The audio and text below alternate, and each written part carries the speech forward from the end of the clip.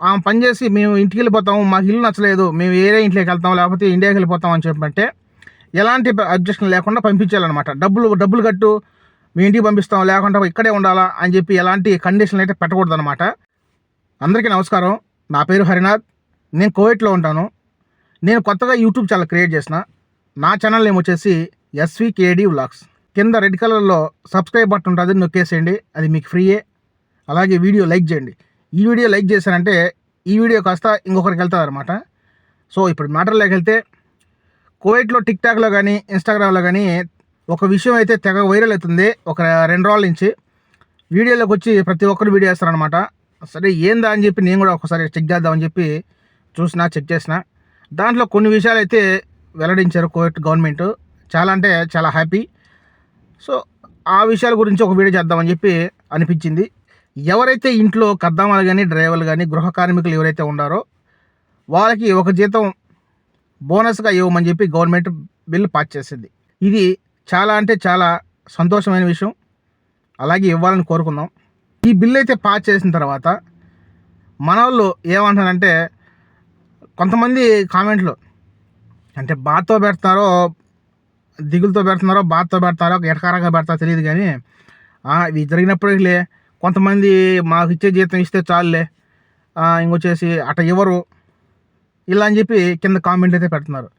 So government ఒకసారి చట్టం తీసుకున్న తర్వాత ఇచ్చినా ఇవ్వకుండా రూల్ అయితే పాస్ చేశారు. ఒకవేళ అలా ఇవ్వని పక్షంలో దీనికంటూ ఒక సంబంధించిన సంఘం, అదే గ్రూప్ అయితే ఉందన్నమాట. సో ఇవ్వకున్నామంటే మనం కంప్లైంట్ చేయొచ్చు అని చెప్పి ఇది కూడా పెట్టేశారు. అలాగే ఎవరైతే ఇవ్వకున్నా నెగ్లెక్ట్గా ఉంటారో కువైట్ వాళ్ళకి సంబంధించిన వీడియోల్లో కానీ సోషల్ మీడియాలో కానీ అడ్వర్టైజ్మెంట్ ద్వారా ప్రతి ఒక్క కువైట్ వాళ్ళకి ఈ విధంగా అవేర్నెస్ అయితే తెస్తారనమాట. అదేవిధంగా ఇంకొక క్వశ్చన్ అయితే ఉంది. ఎవరైతే ఇంట్లో పనిచేస్తారో డ్రైవర్లు కానీ కద్దామాలకు కానీ ఫోన్ బిల్లులు ఎవరికైతే ఫోన్ లేకున్నా, అలాగే ఫోన్ ఉండి డబ్బులు లేకున్నా కానీ ఆ ఇంట్లో యొక్క యజమాని మాత్రమే అతను ఖర్చు చేసి అతను కార్డు వేయించే విధంగా, అలాగే అలా ఫోన్ లేని పక్షంలో తన ఫోనే ఇచ్చేటట్టుగా గవర్నమెంట్ అయితే చెప్పిందనమాట. ఇది కూడా సంతోషమే.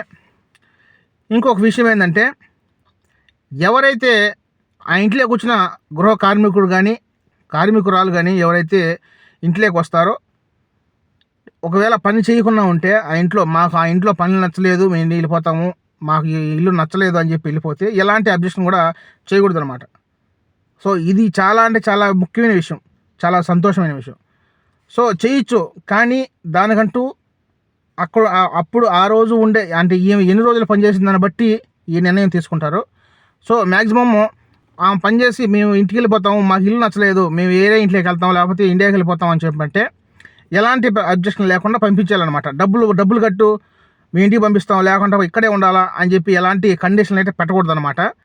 ఇది కూడా చాలా అంటే చాలా ఉపయోగకరమైన విషయమే అనమాట.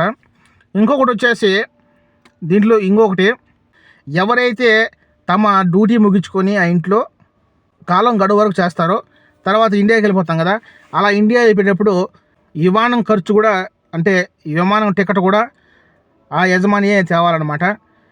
అలాగే దావ ఖర్చులు కూడా, ట్యాక్సీ డబ్బులు కూడా ఇచ్చి అతని దగ్గరికి వెళ్ళి ఎయిర్పోర్ట్లో ఎక్కించినంత వరకు బాధ్యత కూడా ఆ కోవిడ్ యజమానికే సొంతం అన్నమాట. సో ఇది కూడా చాలా అంటే చాలా మంచి విషయం అని చెప్పచ్చు. సో ఇవన్నీ రూల్ అయితే పాస్ చేశారు. ఒకవేళ ఇలా జరగకపోతే దీనికంటూ ఒక కమిషన్ అయితే ఏర్పాటు చేసి చెకింగ్ కూడా చేస్తారనమాట, ఇలా జరుగుతుందా లేదా అని.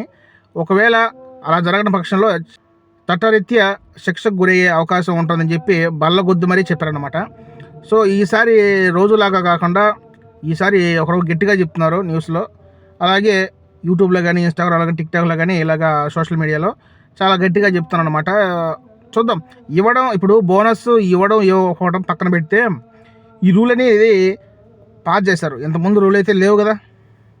సో ఆ నిర్ణయం వాళ్ళకు కూడా తెలుసు ఈ విధంగా చేయాలి అంటే, ఒకరికైనా మార్పు వచ్చింది, దానికి సంతోషిద్దాం. సో ఇలాంటివి రేర్గా జరుగుతుంటాయి అని చెప్పి అనుకోకుండా ఇవన్నీ జరిగితేనే మనకు బాగుంటుంది అని చెప్పి దేవుడిని అయితే ప్రార్థించుకుందాం. ఇవన్నీ జరగాలని నేను కూడా మనస్ఫూర్తిగా కోరుకుంటున్నా.